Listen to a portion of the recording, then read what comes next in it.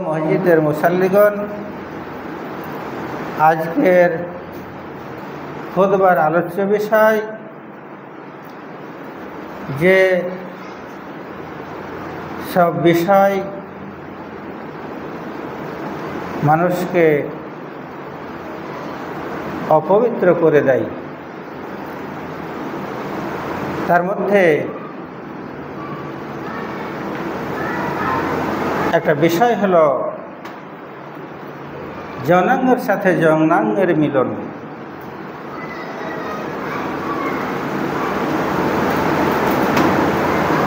আল্লাহ পাক রব্বুল আলামিন সূরা মায়েদার 6 নম্বর আয়াতে বলেন, আইন কুনতুম জুনুবান ফাত্তাহহারু, তোমরা যদি জুনুবি অবস্থায় থাকো, মানে নাপাক থাকো, তাহলে তোমরা পবিত্র হয়ে যাও।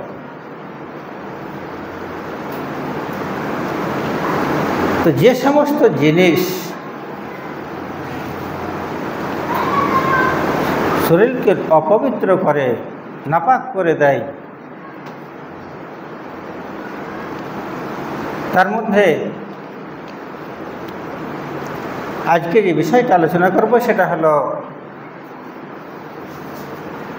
বীর্যপাত। কারণ এগুলো শরীয়তের এমনই একটা অংশ যেগুলো জানা প্রত্যেকটা মুসলিম নারীর জন্য অপরিহার্য, ফরজ। নামাজ যেমন ফরজ, তেমনি তার নিয়ম কানুন আহকাম এগুলো জানাও ফরজ।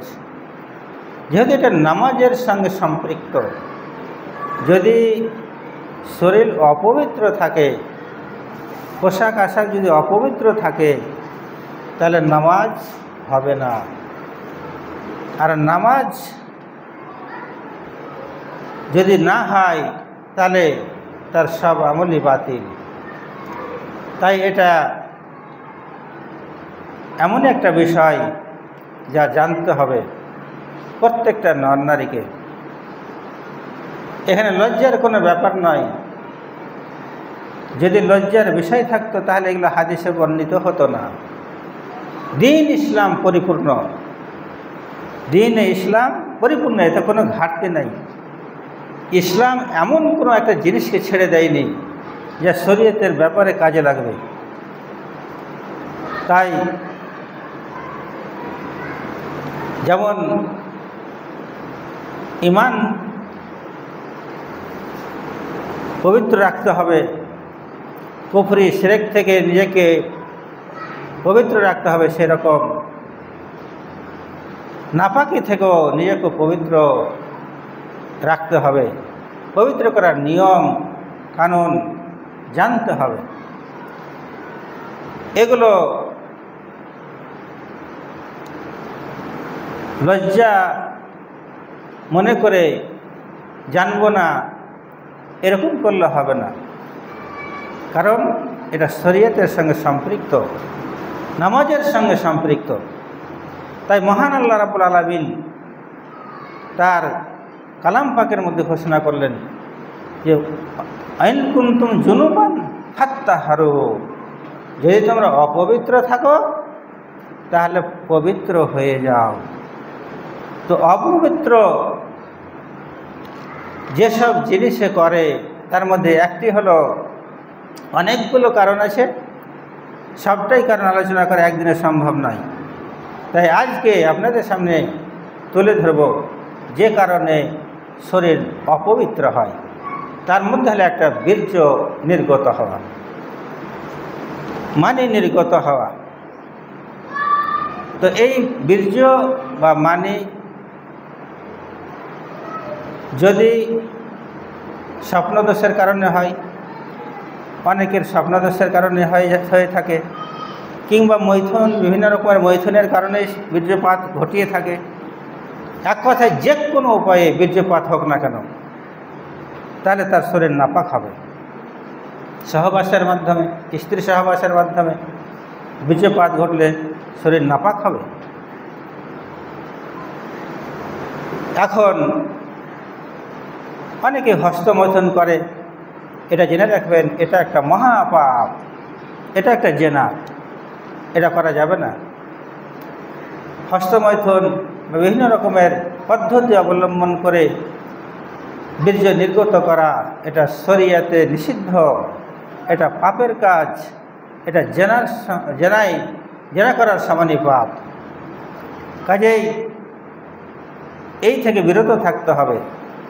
তাছাড়া হস্তমৈথুনের ফলে এমন মারাত্মক রোগ ব্যাধি সৃষ্টি হয় যা পরবর্তীকালে তার যৌনাঙ্গই শিথিল হয়ে পড়ে, সারা জীবন তাকে একটা লাঞ্ছিত দুঃখিত মনোভাব নিয়ে জীবন কাটাতে হয়।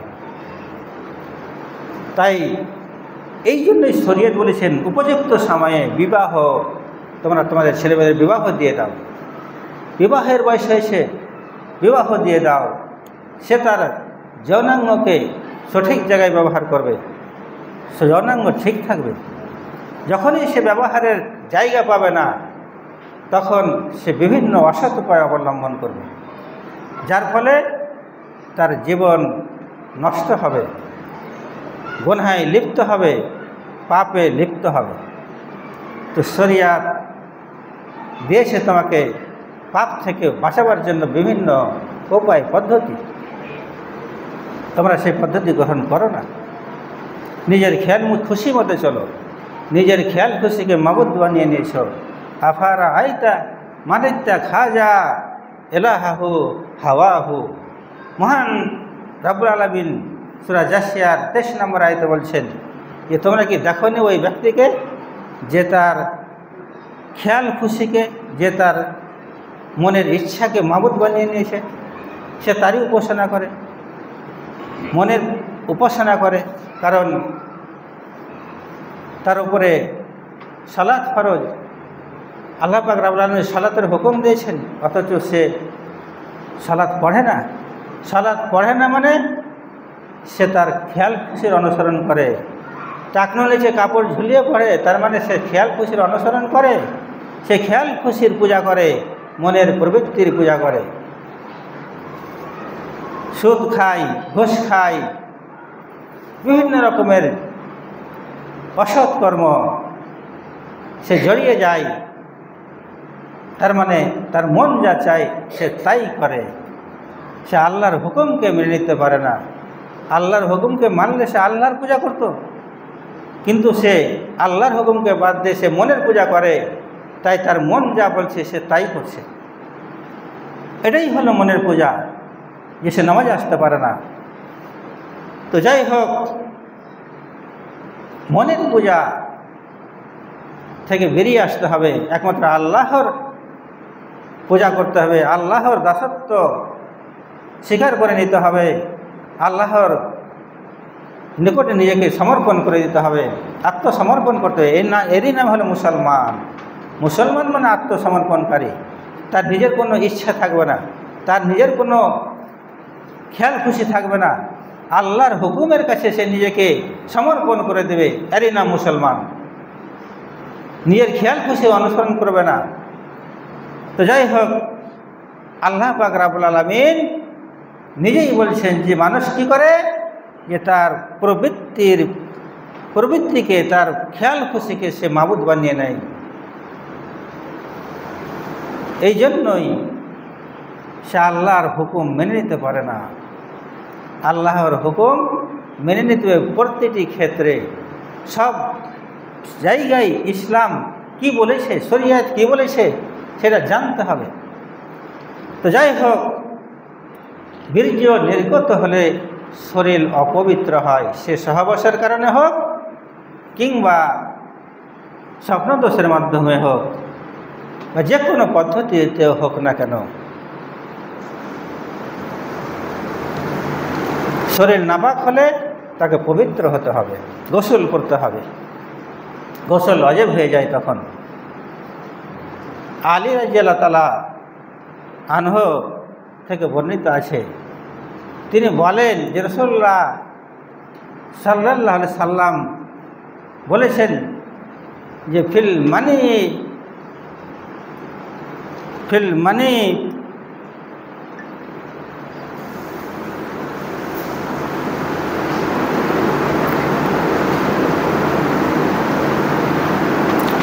অফিল মানিল গুসলু। আলী রাদিয়াল্লাহু আনহু বলেন যে বীর্যপাত হলে, অফিল মানিল গুসলু অর্থাৎ বীর্য নির্গত হলেই তার শরীর নাপাক হবে, গোসল তার উপরে ওয়াজিব হয়ে যাবে। এই বিষয়ে সমস্ত মুহাদ্দিসিন কেরামের একমত যে বীর্য সবেগে নির্গত হলেই শরীর অপবিত্র হবে, নাপাক হবে।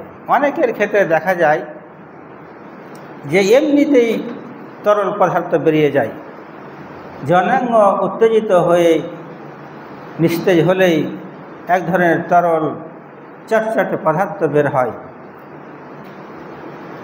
অনেকের আবার পেশাব পায়খানা আগে পরে বীর্য নির্গত হয়, এগুলো এমনিতেই বের হয়। তো এইগুলো তরল পদার্থ বিনা উত্তেজিত হয়ে সবেগে নয়, স্বাভাবিকভাবে বেরিয়ে যায়। যাদের এই ধরনের হয় তাতে শরীর পবিত্র করার জন্য তাকে গোসল করতে হবে না, শুধু ওযু করলেই পবিত্র হয়ে যাবে। তার মানে ওযু করলেই সে পবিত্র পাক। যদি তার বীর্য সবেগে বের না হয়, বীর্য যখন উত্তেজিত হয়ে, যৌনাঙ্গ উত্তেজিত হয়ে স্ত্রী সহবাসের মাধ্যমে সবেগে প্রবাহিত হবে, কিংবা এমনিতে সবেগে বীর্যপাত হবে, কিংবা স্বপ্নদোষ হবে, তখন শরীর নাপাক হবে। তখন ওযু করে ওযু করে শরীর পবিত্র হবে না, তাকে গোসল করতে হবে। গোসল করার জন্য সে যদি সারা দেহটাই নদীতে ডুবিয়ে দেয় বা পানির মধ্যে ডুবিয়ে দেয়, পানির মধ্যে ডুবিয়ে দিয়ে উঠে গেল, তার মানে সে যদি মনে করে আমার শরীর পাক হয়ে গেল, তা হবে না।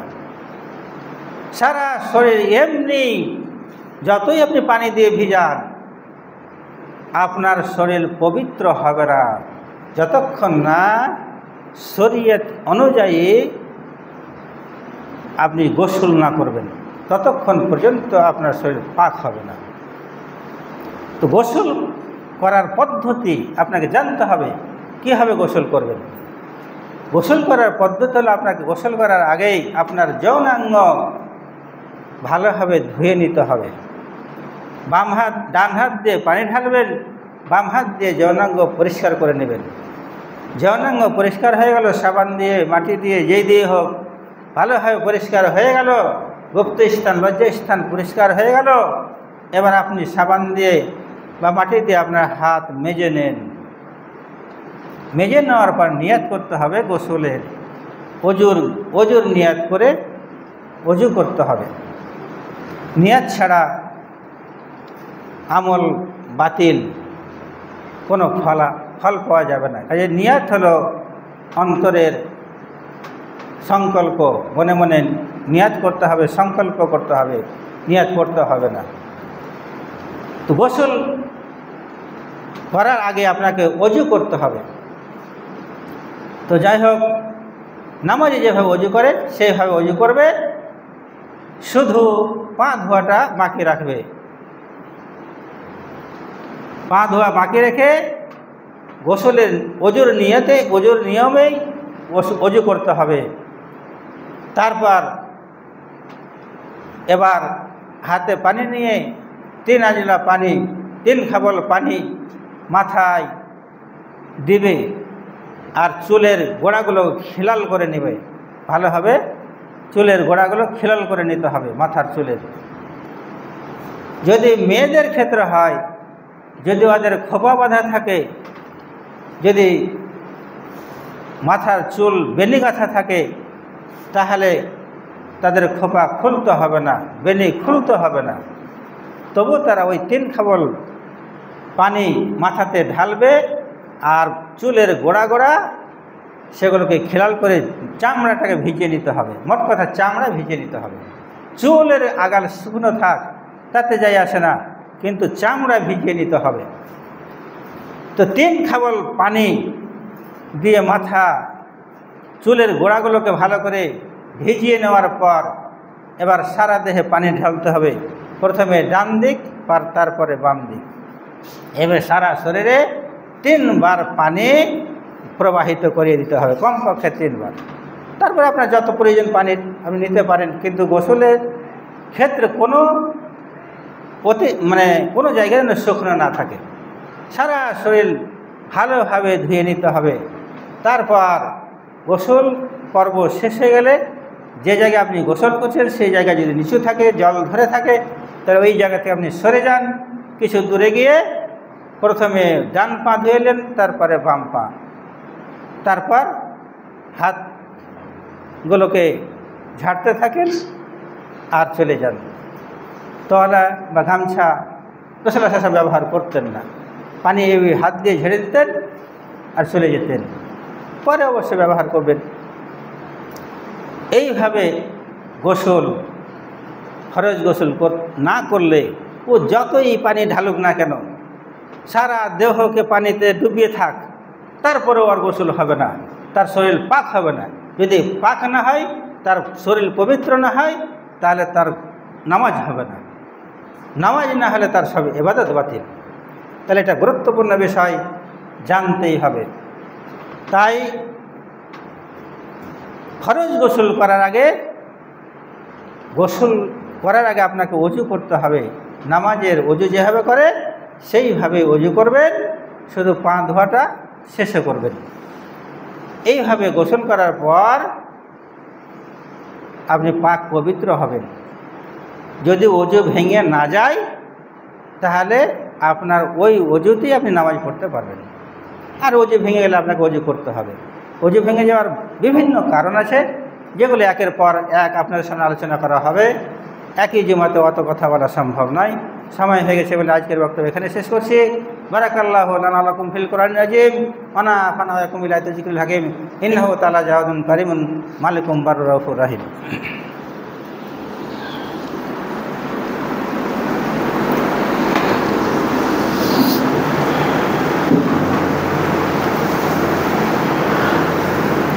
আলহামদুলিল্লাহ ওয়াহদা ওয়াসসালাতু ওয়াসসালামু আলা নাবিয়্যি বা'দা আম্মা বা'দ ইন্নাল্লাহা ওয়া মালাইকাতাহু ইউসাল্লুনা আলান নাবিয়্যি ইয়া আইয়ুহাল্লাযীনা আমানু সাল্লু আলাইহি ওয়া সাল্লিমু তাসলিমা আল্লাহুম্মা সাল্লি আলা মুহাম্মাদ ওয়া আলা আলি মুহাম্মাদ কামা সাল্লাইতা আলা ইব্রাহিম ওয়া আলা আলি ইব্রাহিম ইন্নাকা হামিদুম মাজিদ আল্লাহুম্মা বারিক আলা মুহাম্মাদ ওয়া আলা আলি মুহাম্মাদ কামা বারাকতা আলা ইব্রাহিম ওয়া আলা আলি ইব্রাহিম ইন্নাকা হামিদুম মাজিদ ওয়া সাল্লাল্লাহু আলা জামি'il আমবিয়া ওয়াল মুরসালিন ওয়াল মালাইকাতিল মুকাররাবিন ওয়াল খুলাফায়ে রাশিদিন ওয়া সাইরিল মুহাজিরিন ওয়াল আনসার ওয়া তাবিঈনা রিজওয়ানুল্লাহি তাআলা আলাইহিম আজমাইন আল্লাহুম্মা ইগফির লি ওয়াল ওয়ালিদাইয়া ওয়া লিজামি'il মুমিনিনা ওয়াল মুমিনাতি ওয়াল মুসলিমিনা ওয়াল মুসলিমাতিল আহইয়া'i মিনহুম ওয়াল আমওয়াত